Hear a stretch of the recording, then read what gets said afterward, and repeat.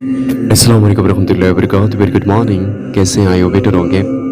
जुम्मा मुबारक। क्या आप जानते हो कि जिस शख्स ने जुम्मे वाले दिन हज़रत मोहम्मद सल्लल्लाहु अलैहि वसल्लम के ऊपर दूध पढ़ के भेजेगा 100 मरतबा, तो अल्लाह रब्बुल इज़्ज़त इंसान को ये बेनिफिट्स देते हैं कि उस इंसान की 100 जो चाहत होती है, 100 जो डिज़ायर होती है, वो कबूल की जाती है। 70 जो मरतबा होता है वो मरने के बाद कबूल की जाती है, और 30 मरतबा इस दुनिया में कबूल हो जाएगी। तो कोशिश कीजिए, इस खूबसूरत लम्हात को, खूबसूरत मौके को हाथ से ना जाने दीजिए। अपने अल्लाह से अपने गुनाहों की बख्शिश करवा दीजिए, और जो भी आपकी जायज़ डिज़ायर होंगी इंशाअल्लाह अल्लाह रब्बुल इज़्ज़त अपनी बरगाह में कबूल करेंगे। और कोशिश करें माह रमज़ान में इन चीज़ों की कसरत से पढ़ें, इस्तिग़फ़ार का विर्द करें, दुरूद पाक पढ़ें, नमाज़ें कायम करें, और कोशिश करें कि अपने गुनाहों की बख्शिश करवा लीजिए।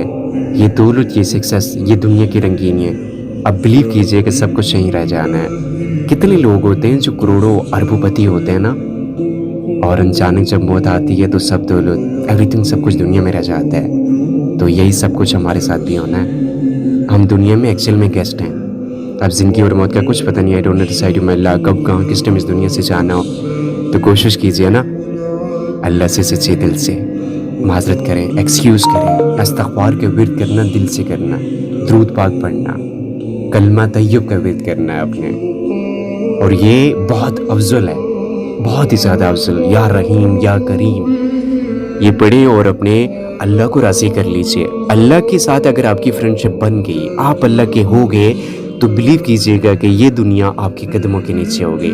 लेकिन अल्लाह को आपने छोड़ दिया तो दुनिया के कदमों में आप पड़े रहोगे ऑलवेज़ के लिए।